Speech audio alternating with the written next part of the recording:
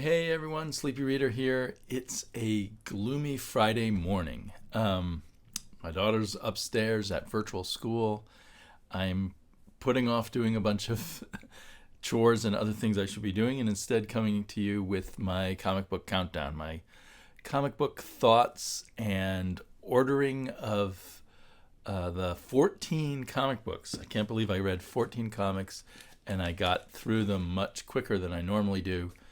I'm going to rank them super subjectively by my enjoyment at the time I read them, from number 14 down to number 1. So my little countdown.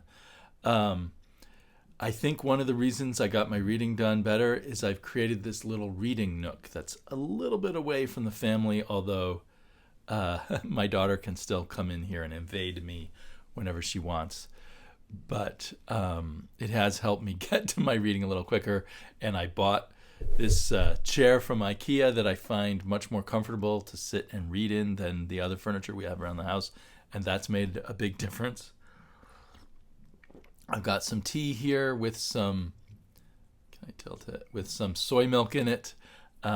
Yes, that's probably wrong to put soy milk in tea, but you learn to be okay with soy milk when milk triggers your asthma. Or not only triggers, but makes asthma worse when you've got it. And lately I've been struggling with my asthma. So it's interesting. I'll go back and watch old videos, and sometimes I'll recognize, oh, I must have been having some problems with asthma then, just by the sound of my voice. It's not so bad this morning, but maybe it's better in the mornings. Anyway, it's very unusual for me to shoot a video in the morning. And 14 comics, that's way more than I intend to get on a weekly basis. And in fact, on top of that, there was a new comic this week that I didn't read, which is Kanto number 3, the Hollow Men number 3, because I haven't read number 1 and number 2 yet. And every week there's always a couple of what I think of as the overflow comics that I haven't caught up with. So those keep stacking up. Plus, I got a bunch of cheap back issues. So I think it was making me think one of the advantages of reading like 14 comics is you definitely find some really good comics. By buying a lot of comics, you find some really good comics. So if you're after that and money's not too big of a problem, that's a way to find good comics. As opposed to like what I think some people do, maybe wander into a comic book store and buy 4 DC and Marvel comics of things they remember liking 20 years ago. And the chances are often that they'll say, oh, well, comics really suck, because the comics they picked up may or may not be good comics. Of course, they may be. You may pick up 4 good comics and then you're probably hooked back into comics. But at the same time, I was thinking the downside of picking up so many comics all the time, which I'm now doing and have been doing for quite a long time now, is you become more and more picky. You've hit so many good comics that the what now seem like okay comics might have seemed like great comics back when you couldn't have so many comics, if that makes sense. So I often, in this cruel ranking of comics, I feel sometimes sort of bad. Like if I only were, like as a kid, able to get, 2 to 6 comics a month, I might have totally loved this comic. But anyhow, that's just the way things are. So a comic I've been liking a lot has been Sinking, and I'm going to put in at number 14 this week, although I think this is issue number 13 of Savage Avengers. I think I liked issue number 12 even less, but that's maybe a tribute to the fact that all of these comics were pretty good. So my last place comic is the Savage Avengers. It's a very mixed bag with some very dull sections and then some pretty cool sections. And the art kind of vary. You almost can tell by the art when you're reading. The art gets exciting, and then the art gets dull. Patrick Zurcher's the artist, and he does a good job when things get exciting. And there's some really cool stuff in here.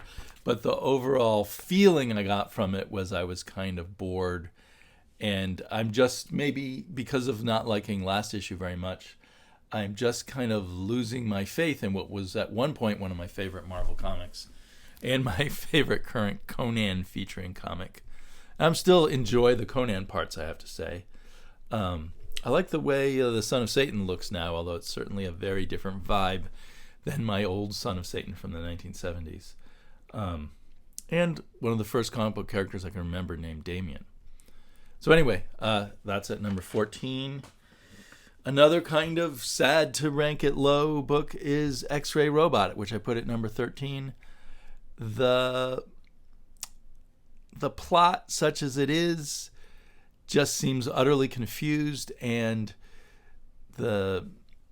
even the way the story is told is too herky-jerky for me. I might be more into it if I were more into the overall story and didn't just feel like it was a sloppily put together generic science fiction time travel problems story. But without the brilliant art of Michael Allred, it would be really bad. It would easily have been number 14 if I just went by the writing. But the art is so wonderful that I feel bad putting it at number 13. But the truth is, as I was reading it, I had trouble keeping going, and I put it down and picked it up several times. I think this is number 3. I'm thinking it's just a 4-issue series, so I'll definitely keep going with it, or even if it's a 6-issue series, and it's worth it for me for the art. I think Allred needs to collaborate with someone who has more mojo as a writer. I didn't read. I bought a number of his issues of Madman back when, and I didn't get a lot out of them at the time, but I didn't follow it very closely, so I wasn't sure if it was his writing or something else. I did like his I think he scripted it himself, the Red Rocket. Was it called Red Rocket or Red Rocket Red? That book about the rock stars and stuff. So maybe certain stories suit him better as a writer than others. He just doesn't have the sci-fi chops and characterization chops. Well, I think there's interesting characters in here, but he's not able to distinguish them for us very well. Another one that's a bit of a mess to me writing-wise, and I already have talked other times about how I do not like the art and color in this comic, even though it's one of my favorite colorists normally. So even the great colorist can let you down sometimes. But the real problem here is it's not only kind of confusing, and yeah, you could say we're waiting for the mysteries to unspool, and that's definitely what it wants to be, but it just seems like a mulligan stew of thrown together sci-fi ideas. And again, I last week talked about the flow and pace of writing, and these two writers on their own both have good flow and pacing generally, especially Charles Soule. But here it's just not clicking. So there is, in that mulligan stew of ideas, are plenty of cool sci-fi ideas, but it's just a stew of them. It's not, or that's how it feels to me now.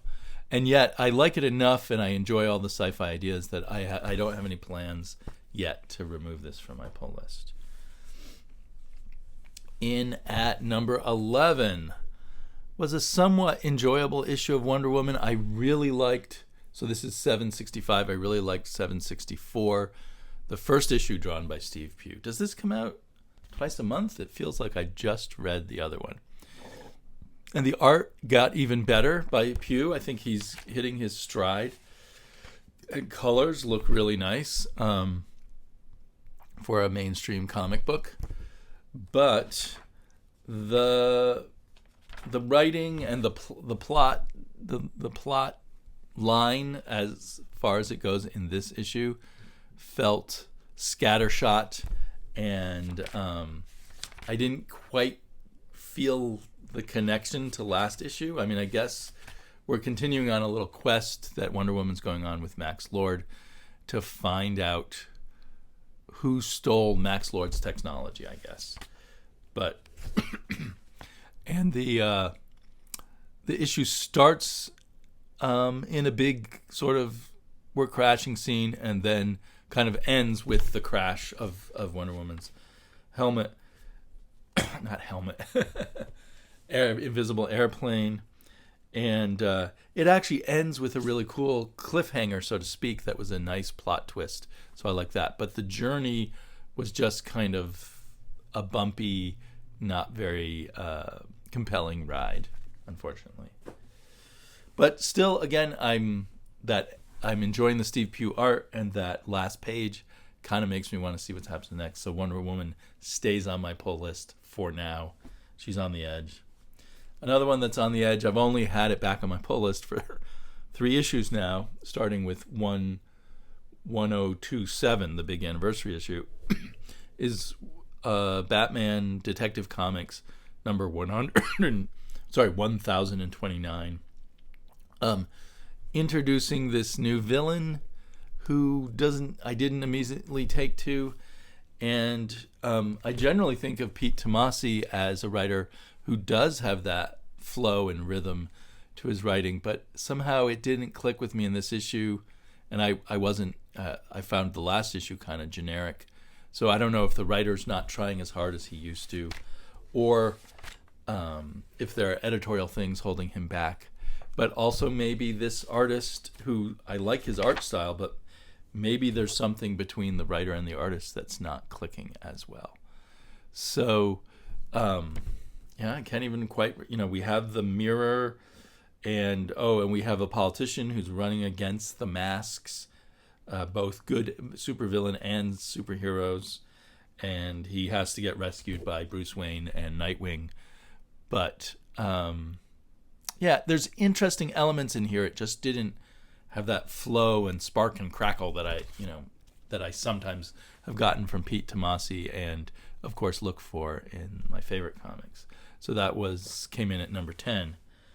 In at number 9 is the finale, and maybe it'll be back, of issue 5 of this Adler story about Irene Adler, the one-time character in a Sherlock Holmes story, and that was it Jared calling it, or someone else called it, the kind of the female League of Extraordinary Gentlemen, taking pulp and literary characters from the past and reimagining them and putting them together in a group. And that's kind of what we do have here. And we have the art, which I've been kind of so-so on. What got really good, I still don't like the colors too much, but this artist, Paul McCaffrey, is either really growing on me, or he's really kind of growing as an artist at the same time, perhaps. So there's some really cool stuff, and if the coloring were a little less distracting from the line art, I think it would have been even better. So it was visually very exciting, and there's exciting set pieces on dirigibles, which is kind of your your steampunk standard, I guess, dirigible battles. But the way they wrapped it up just kind of left me flat.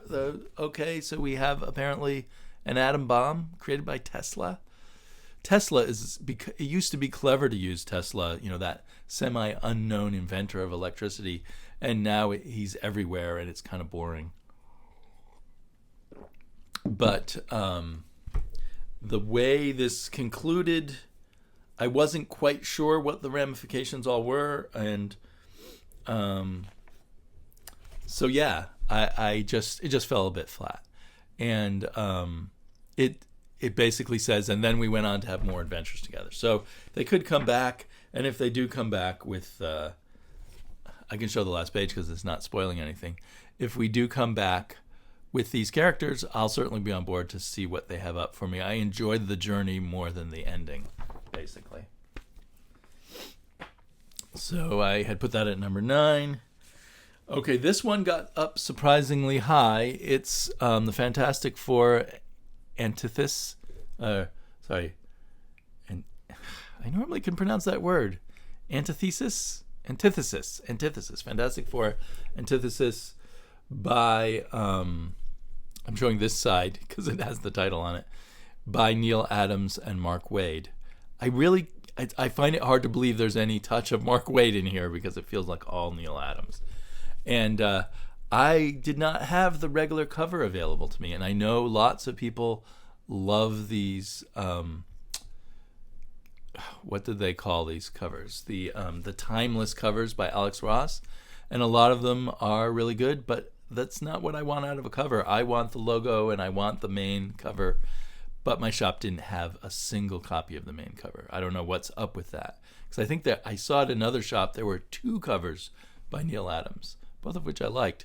But I didn't want to double down and pay another. This was a $4.99 book for a regular length comic book, a $5 comic book with no bonus to it. And that's not just for the variant cover, it's for all the covers. So I didn't want to pay another $5.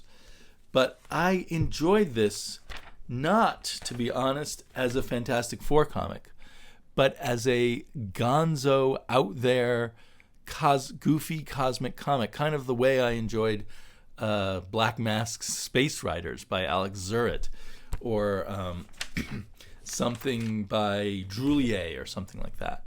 So it was dumb and it was wacky, and I might have ranked it higher if it weren't supposed to be the Fantastic Four. But there's a crazy energy to it. Maybe somehow Mark Waid's presence is doing something here, but it feels like amped up modern day, slightly crazy Neil Adams. And it was fun to read, and I enjoyed the art. Again, kind of, my expectations of Neil Adams' art is he's going to look like he looks like now, not like he used to look. And in the first issue of this, I just couldn't get over the way the Thing looked. But now I'm like, okay, that's not really in my headcanon, this is not really the Thing. And there's an antithesis.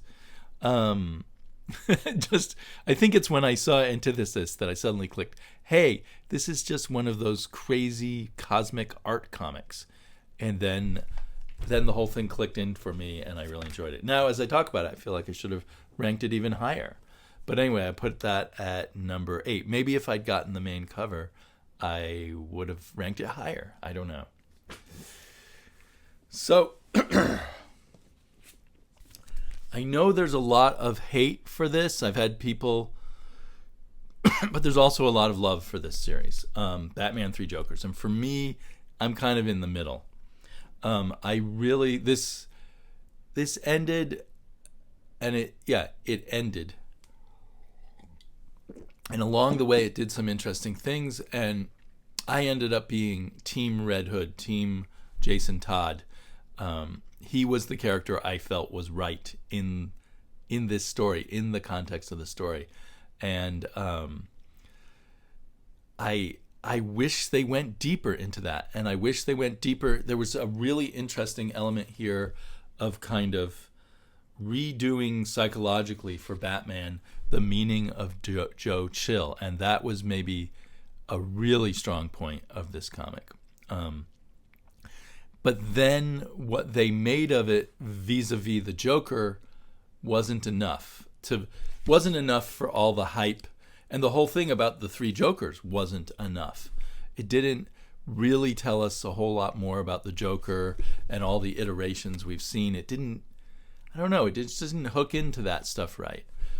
Jason Fabok is a mixed bag for me. He is a really pleasurable artist, but a lot of the faces just seem the same over and over again. In a comic book that spent a lot of time with panels showing a lot of people's faces, it just made him maybe the wrong artist for this in some ways. I mean, I don't want to overstate that, because I did enjoy his art a lot. But I did at times say, wait a minute, the facial acting and also like everybody's facial structure is the same, and a lot of comic book artists do that. So I'm not really holding it against him, but just for this book, it just became kind of noticeable to me. So there were times where Batman and Jason Todd kind of looked like the same person to me. Anyway, but there is also lots of amazing little drawings and the like here. little drawing, amazing parts and pieces art-wise.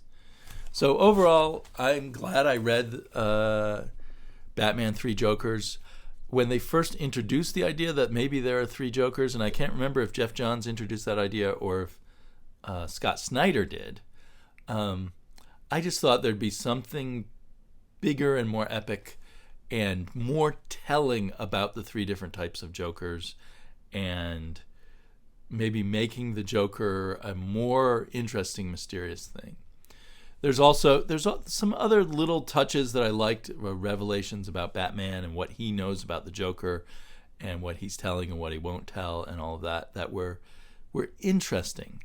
But again, kind of gave me this sense of wishing for a stronger Joker statement overall in this book.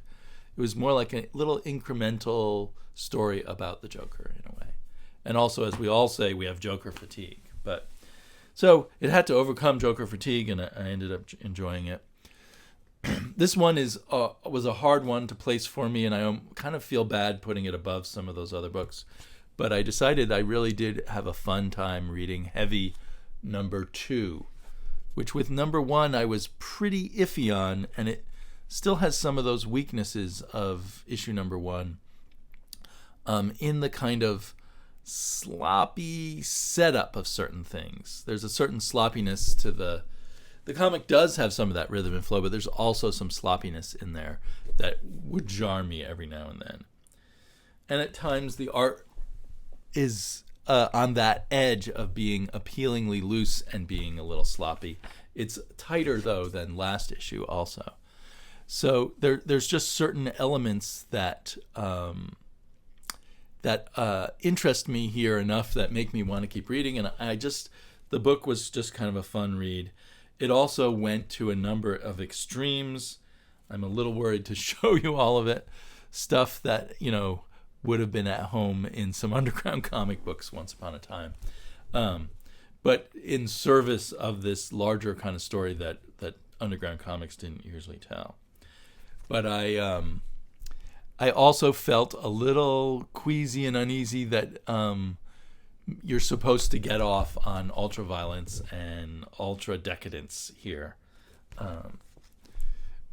But I guess that's part of the story. I don't know.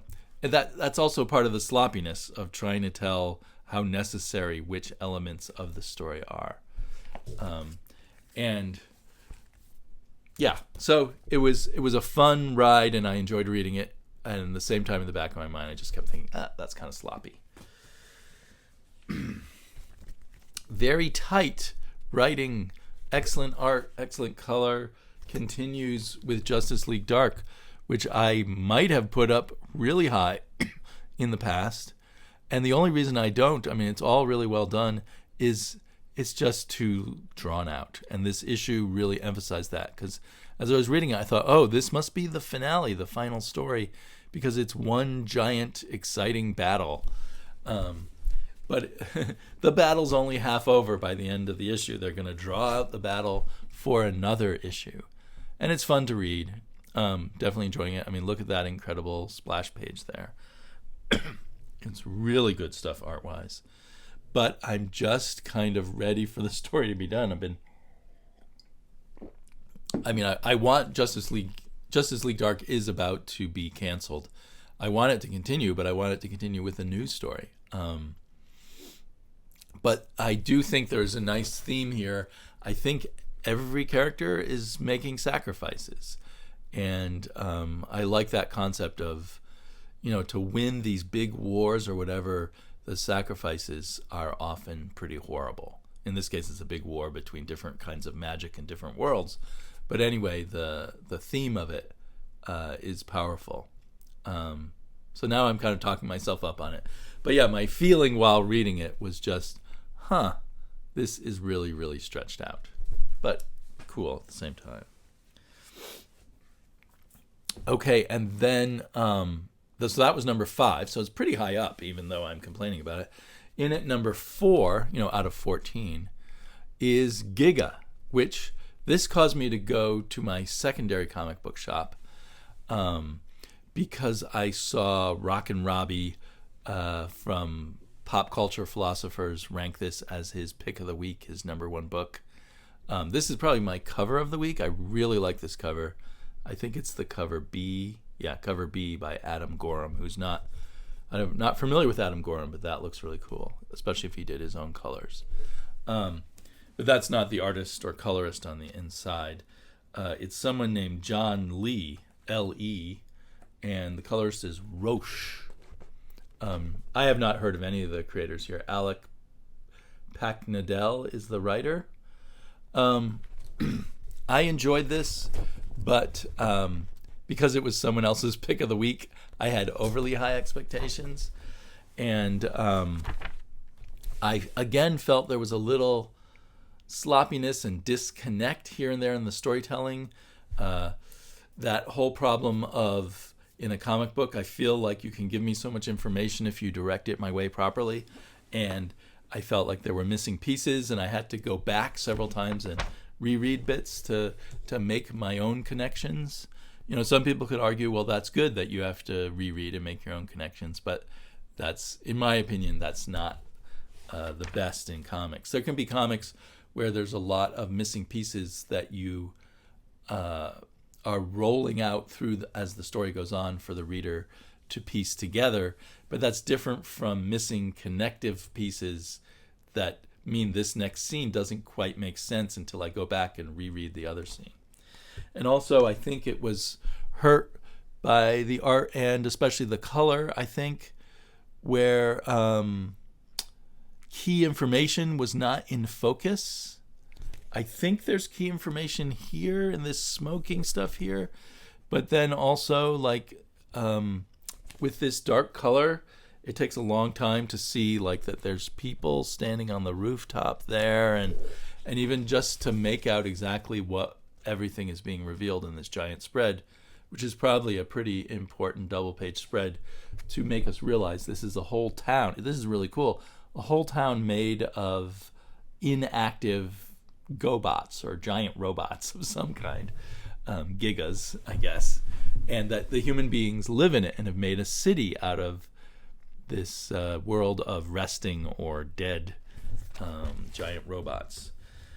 So that part's really cool, and it seems like there's some really cool characters here and a lot of complicated politics, but it's really hard to make those connections. So I ranked it high because of the really cool ideas and some of the fun stuff, and I definitely want to keep reading it, but it also had elements that were quite frustrating for me. But because I had to go back to a different comic book store, this caused me to pick my book the comic that ended up being my favorite comic of the week as I was browsing the same comic book store, which has a wider range of new comics than my smaller regular store where I keep my pull list. But in between there was, at number 3, Immortal Hulk. Another fun, really cool issue. The story continues to just get... I guess this is coming out every 2 weeks also. The story keeps getting wilder. Bennett and possibly the writer Ewing keep coming up with new visual grotesqueries that are kind of fascinating.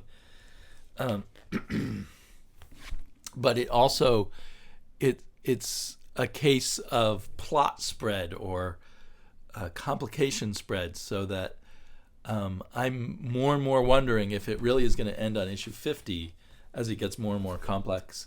Is it all going to make sense?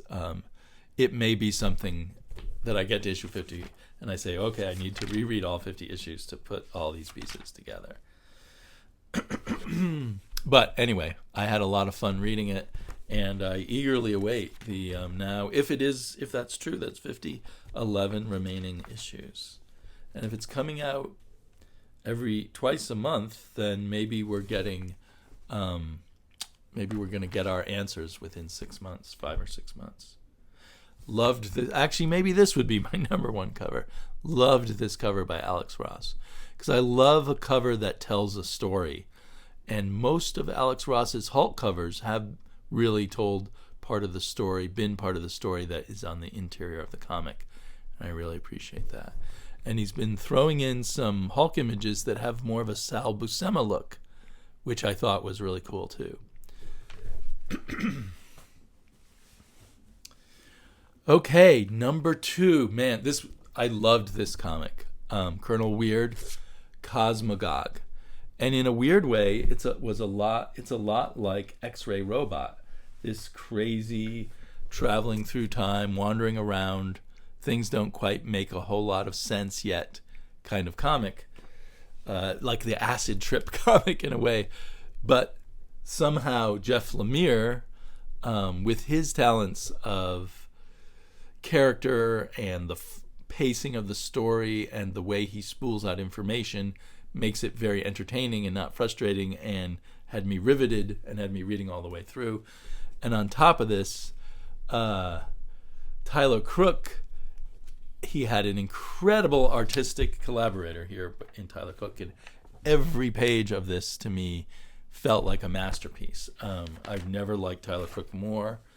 And these are painted, so Crook is doing his own colors and everything, and I just loved it so much. This was awesome, an awesome book for the art alone. And this Colonel Weird was one of my favorites from the Black Hammer universe. The mainline Black Hammer story in the end went on too long and could not hold up the ending that Jeff Lemire gave us, although the journey was a lot of fun but got stretched out too long.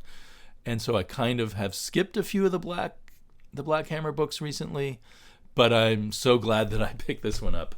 And does it say it's probably also 4 issues? A lot of these have been 4 issues. Sadly, Dark Horse has been sticking to this 4-issue minis instead of 6-issue minis, which must mean their trades are much thinner too. I'm assuming as a cost-cutting kind of thing. But I think a story like this, 4 issues, is probably all we'll need. But what a delight. What a delight. So it's interesting. I've noticed in a number of my Dark Horse comics, they will have ads for Bang #1, which means to me they were published before they were printed out, or at least galleys sent, or however you call it in the modern digital age. Galleys all set before the COVID shutdown of comic book stores, because Bang #1 came out a month or two before that. So I feel like Dark Horse let a lot of comics sit in their warehouse, I'm guessing, or the printer's warehouse, or in the printer's computer at least, for a long, long time. And I think, although because this is #1, that's fine. I think a lot of the Dark Horse comics I've been reading, like X-Ray Robot, became a lot more confusing because of their very, very long delay in letting them out. But I guess that's neither here nor there for Captain Weird, which is just, so far, judging from issue 1, such a great comic book. But my surprise #1, this kind of random comic I'd never heard of that I picked up at my second store where I went to pick up Giga, was Angela Del Morte, We Can Destroy the Soul. I'm not sure which is the real title. Is it all one title, or is there a series of graphic novels called Angela Del Morte? So the downside is this is clearly a reprint of an album-size comic, which Titan Comics usually does. This is printed by Red 5 Comics, and then a sub-imprint called Stonebot. And it mentions a translation in the fine print, although it doesn't give a copyright date for like an earlier printing. It's just copyright 2020. So I don't know what that means. Like, is this being published simultaneously in the United States and elsewhere? I don't know what language it was translated from, Spanish or French or Italian. But I'm guessing it's a European comic. I suppose it could be a Latin American album comic. So it does feel like if I had my druthers and knew about it, I would want to buy this in its original album size. And presumably it'll be reprinted in the larger size. So that's why there's these white spaces, because it should be wider, a more square kind of shape than an American comic. But this kind of reminded me of my confusion with Giga, and with, was there another comic that I had that kind of confusion with this week? Anyway, this is a science fiction story that spools out information and doesn't give you all the information, but it gives you the information when you need it, and you start piecing together the picture of this world with political conflicts between two different groups. Whether I think it's over the whole world that they're battling, but it might be just a continent or even a country. That part's not totally clear to me. And the technology here allows, at least, I don't know if everybody can do this, but the agents of the different countries, the secret agents or assassins or what have you, they can switch bodies. They can move their souls through some kind of technology from body to body. And they believe their enemy has a machine now that can destroy souls. So there's a certain amount of elasticity and longevity, but if you can control souls, destroy souls rather than just bodies, then that's kind of the new level of warfare, I guess. But all the characters seem interesting. There's no telling. It's all showing. And there's this one character who transferred his soul into an animal body, and that changed something about his mind/soul. And so now he cannot be transferred back into a human body, but he can transfer into different animals. So in some sections, he's kind of a baboon, and in another section, he's, in this opening section, he's a panther. And, that was just such a cool touch. And they have a scene that I was just showing you there where he goes back every once in a while and looks at his original human form to remind himself of what it's like to be human. So, I'm really excited about this. I'm assuming maybe it's just 2 issues, because that would make up a whole album. There were a lot of pages here. I didn't count them, but there's no ads, and it goes all the way through to the end. I feel like I once before got a comic by this publisher, Red 5, but I can't remember what comic that was. But I need to keep an eye on Red 5 and find out more about them. So I really loved this comic, and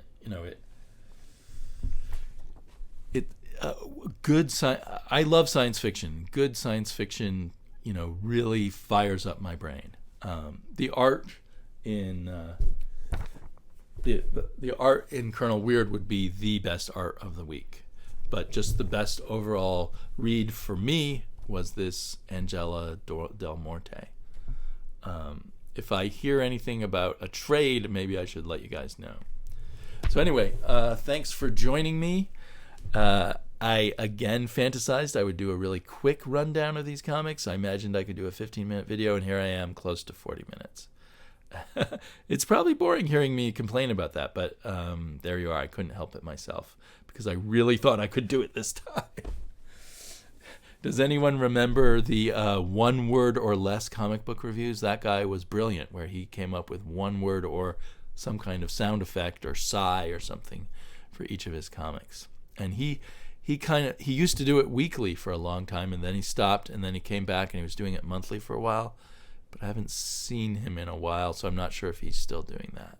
I can't remember the name of his channel. Maybe I'll link to it below if I think of it. I hope you all had a great comic book week, or still having a great comic book week. I'm going to read some back issues and maybe come back with a sleepy vlog if I still keep finding the time to do that. Talk to you all later.